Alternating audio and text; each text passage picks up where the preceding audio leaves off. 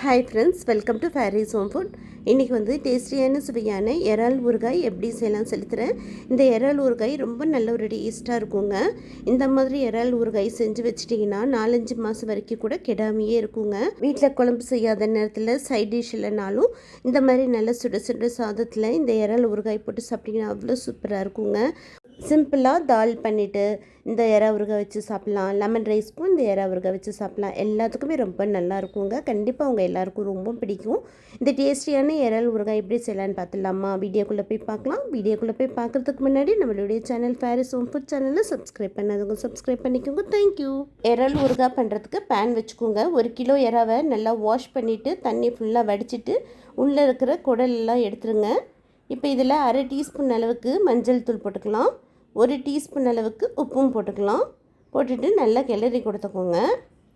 தண்ணி எதுவுமே சுத்தமாக ஊற்ற வேண்டாம். இந்த இறாலே தண்ணி விடும். இந்த இறாலில் இருக்கிற தண்ணியெல்லாம் வற்றட்டும். அது வரைக்கும் கிளறி கொடுத்துக்கோங்க.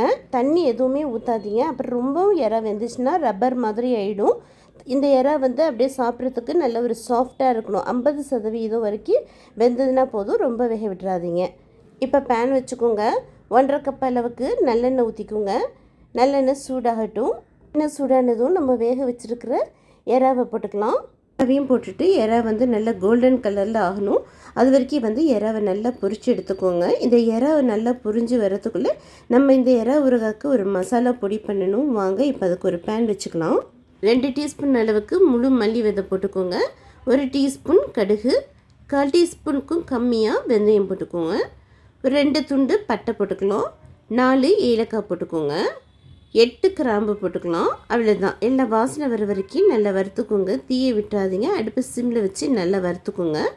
நல்லா வாசனை வர வரைக்கும் வறுத்ததும் ஆற வச்சுட்டு மிக்ஸி ஜாரில் போட்டுக்கோங்க. மிக்ஸி ஜாரில் போட்டு பொடி பண்ணிட்டு வந்துடுங்க. அவ்வளோதான். இப்போ இறா ஃப்ரை ஆகிடுச்சான்னு பார்க்கலாம். பாருங்கள், இறா ஓரளவுக்கு நல்லா ஃப்ரை ஆகிடுச்சு. இந்த அளவுக்கு இருந்தால் போதும். ரொம்பவும் முறுமுறுன்னு பொரிச்சு எடுக்க வேண்டாம். இதே எண்ணெயிலேயே வந்து நம்ம 2 டீஸ்பூன் அளவுக்கு இஞ்சி பூண்டு பேஸ்ட்டு போட்டுக்கலாம். இஞ்சி பூண்டு பேஸ்ட்டு போட்டதும் ஒரு 2-3 நிமிஷம் வந்து நல்லா முறுமுறுன்னு ஆற வரைக்கும் நல்லா வதக்கிக்கோங்க. இஞ்சி பூண்டோட பச்சை வாசனை போகிற வரைக்கும் கை விடாமல் நல்லா வதக்கிக்கோங்க. இப்போ இதில் பொடியாக நறுக்கின 3 பச்சை மிளகாய், கொஞ்சமாக ஒரு கைப்பிடி அளவுக்கு கருவேப்பிலை, 1 டீஸ்பூன் அளவுக்கு உப்பு போட்டுக்கோங்க. ஆல்ரெடி இறால உப்பு போட்டிருக்கோம், பார்த்து போட்டுக்கோங்க.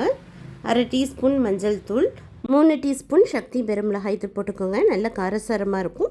இப்போ கம்ப்ளீட்டாக அடுப்பை வந்து ஸ்டவ் வந்து ஆஃப் பண்ணிடலாம். ஸ்டவ் ஆன்லேயே வச்சு போட்டிங்கன்னா மிளகாத்தூள்லாம் கருக வாய்ப்பு இருக்கும். இப்போ நம்ம பொடி பண்ணிட்டு வந்த பொடியையும் போட்டுக்கலாம். பொடியும் போட்டுட்டு மிக்ஸ் பண்ணி விட்டுக்கோங்க. அவ்வளோதாங்க. இப்போ நம்ம பொரித்து வச்சுருக்கிற இறாவையும் போட்டுக்கலாம். இறாவையும் போட்டுட்டு நல்லா ஒரு 2-3 நிமிஷம் நல்லா கிளறி கொடுத்துக்கோங்க. இந்த இறால நல்ல உப்பு காரெல்லாம் பிடிக்கிற அளவுக்கு நல்லா மிக்ஸ் பண்ணி விட்டுக்கோங்க. இப்போ நம்ம வந்து ஸ்டவ் வந்து ஆஃப் பண்ணி தான் நம்ம கிளறி விட்டுட்ருக்கோம். அதனால் நல்லா மிக்ஸ் பண்ணி விட்டுக்கோங்க. அவ்வளோதாங்க. இப்போ 15 மினிட்ஸ் வந்து அப்படியே இந்த இறா ஊறுகாவை ஆற வச்சுருங்க. 15 மினிட்ஸ் கழித்து இப்போது 50 ml லெமன் தண்ணி ஊற்றிக்கோங்க. அதாவது 3 லெமன் பிழிஞ்சு விட்டுக்கலாம். சூடோடு ஊற்றுனீங்கன்னா லெமன் வந்து ஒரு கசப்பு தன்மை வந்துடும். அப்புறம் இறா ஊறுகாய் சாப்பிட்றதுக்கே நல்லா இருக்காது, கசப்பு தன்மை இருக்கும். இப்போ சூப்பராக டேஸ்டியாக இறா ஊறுகாய் ரெடி ஆகிடுச்சு. இப்போ இந்த இறா ஊறுகாவை கண்ணாடி பவுலுக்கு மாற்றிக்கலாம். நீங்கள் ஈரம் இல்லாத கண்ணாடி பாட்டிலில் போட்டு வச்சிங்கன்னா தான் 4-5 மாதம் வரைக்கும் கெடாமல் இருக்கும். நீங்கள் ஃப்ரிட்ஜ்லேயும் வச்சுக்கலாம். ரொம்ப சூப்பராக இருக்குங்க. அர்ஜென்ட் சமயத்தில் நமக்கு எதுவுமே வீட்டில் இல்லைன்னா டக்குன்னு இந்த இறா ஊறுகாய் வந்து சாப்பிட்றதுக்கு ரொம்ப ஈஸியாக இருக்குங்க. ரொம்ப டேஸ்டியாகவும் இருக்குங்க. இதே போல் நான் சொன்ன மாதிரி செஞ்சு பாருங்கள். இந்த வீடியோ பிடிச்சிருந்ததுன்னா மறக்காமல் லைக் பண்ணுங்கள், ஷேர் பண்ணுங்கள், சப்ஸ்கிரைப் பண்ணுங்கள். தேங்க்யூ ஃபார் வாட்சிங். பை.